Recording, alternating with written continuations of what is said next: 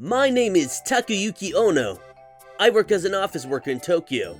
One of the things that help me relax in these stressful days is my lunchtime. I was coming to this bar near my office for their lunch specials. I come here a lot because they are inexpensive, don't have long wait times, and their food is good. But one day, my relaxation time was in danger. Hey sir, could I have some of your water? Huh? A woman with a bright red face started a conversation with me. This place does serve alcohol, but she is really drunk from this hour. The woman didn't even wait for my response and drank up my water. She proceeded to sit next to me. You could have asked the clerk for some water. I couldn't afford the time, thanks. Sure. Well, luckily I hadn't touched it yet, so... I don't really know my limit when it comes to alcohol. I didn't mean to get drunk during lunchtime. You look young, but are you underage? No, of course not. I've just turned of age. Anyway, why would you get so drunk at this hour? I was here with my friend, but she left me. Your friend is pretty cold-hearted. According to her, she is a university student. And since she didn't have any classes today, she decided to come to this bar that was famous for having good food and booze. So that's why she was out drinking from lunch. As we chatted, the initial shock was melting away. And as I get a better look at her, her face and gestures were very cute. I had a feeling that some of the other male customers were looking at her too. Oh, my lunch break is almost over. I need to head out, I say as I look at my watch, when the woman grabbed my arm. The fact that we met here is some kind of fate. So I have a favor to ask you. Huh? Could you pretend to be my fiancé? Huh? Where is this coming from? I'm serious. If you don't help me, I'm going to get married after someone my parents chose for me that I don't even like. So I wanted to tell them that I'm seeing someone already with the intention of marriage. I mean, I'm sure you have your issues, but that's not something you ask someone you've just met, right? Plus, with an old school way of thinking like getting married to someone my parents chose, you must come from a wealthy or prestigious background, and I doubt I could be of any help to you. I go to an all-girls university, so I don't have any male friends. Even so, we just met. My girl senses are telling me that you can be trusted. That's just absurd. Oh, anyway, I really need to get back to work. I won't let you go until you accept. The woman grabbed onto my arm with such force that I couldn't just pull away. Darn, at this rate, I'm going to be late getting back to work. All right. Really? Yay, thank you so much. Oh, well then, I need your contacts. I hurriedly gave her my number, and I was finally released. Just my luck. To get involved with a drunk from lunchtime, pretending to be a fiancé for a woman that I don't even know her name? I take a look at the context on the messaging app, and I at least found out her name. Natsumi. It doesn't even say her last name. Later, she reached out to me. To be honest, I was considering ignoring her message, but the next day at lunch, Natsumi caught me at the same bar after leaving her on read. Darn it! I should have gone elsewhere, at least for a while. Why are you leaving me on red? Well, you know. We're not complete strangers anymore. We have this connection now. I mean, I guess if you put it like that... Am I not attractive enough to get a reply back? I think that you are very attractive. I'm just hesitant about pretending to be your fiancé thing.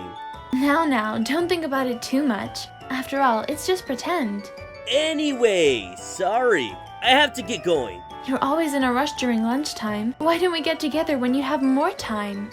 I'll text you with a date and time, so don't forget to reply this time. Get together? To discuss plans on pretending to be your fiancé? Yes, all I need is to show my parents that this is a person that I'm seeing with marriage in mind. You say that's all, but... She's telling me to pretend to do something that most men would consider the most nerve-wracking event of their lives. Even if it's a favor from a cute girl, it's still a tall order. The weekend, I did end up caving in to her request to meet up. I made plans to meet up via the app, and we were set to meet at the train station that she specified. I was wondering where she was taking me when I realized that we arrived at her place where she lived alone. I don't think it's a good idea to let a guy you hardly know into your place. It's fine. I trust you, Takayuki. Where is the trust coming from? I hesitated to go into her room, but she pretty much forced me in.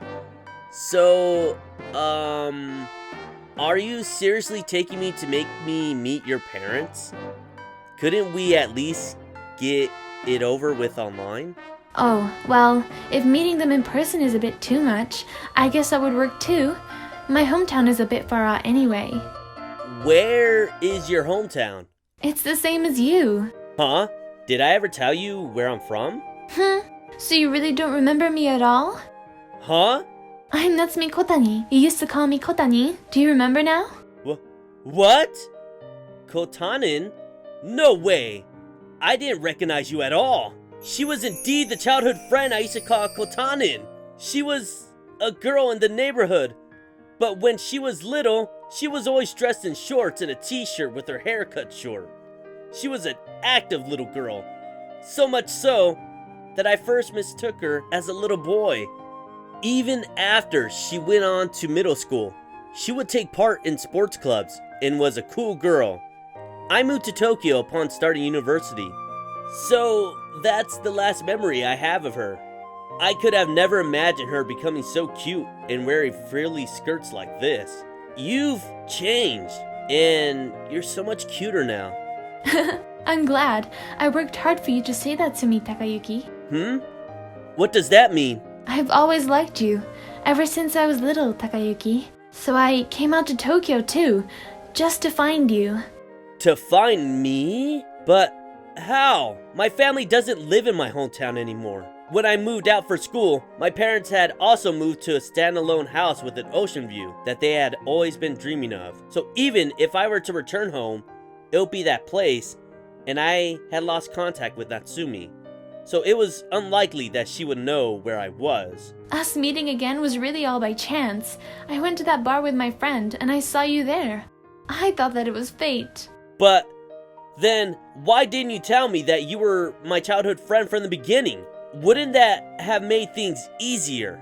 You might not have remembered me at all, and you didn't recognize me at all. Plus, it would have been super awkward if it ended up with you being like, "So who are you?" So I thought it'd be easier to get closer to you as a stranger. I don't know about that. I think it'd be harder to pull off the whole pretend to be my fiance bit. That's because the friend that I was with wouldn't let up saying that that would work way better. What an irresponsible friend. They left you alone drunk, too. Oh well, I wasn't really drunk, and I was just red because I was blushing. And my friend went home because I asked her to. I see. Okay. I understand, but not really. Okay, then just understand this. I liked you enough to do something crazy like this. Natsumi said as she inclined towards me with her feminine appeal. I guess more sexy than just feminine. As long as she trusts me, I had to control myself at all costs. And there is nothing more rewarding than a childhood friend becoming super cute and telling you that she's liked you all this time. It's been a while, so how about we start again as friends? Yes, of course. I can do that. Oh, by the way, what about the partner your parents chose for you? Of course, that was a lie too. I don't need to introduce you to my parents anyway, since they already know you. Oh, that's right. So I'm gonna work hard so that I can introduce you to them as my fiancé. Okay, I look forward to it. From there, our relationship was smooth sailing. We became a couple, and later we made our relationship official with an engagement to get married. I even went out to see her parents again to ask for their blessing. We are set to get married once she graduates university. Thank you for watching till the end. We are looking forward to your comments. I will be encouraged if you put any kind of comment and give me a thumbs up. Don't forget to subscribe to our channel. See you next time. Bye.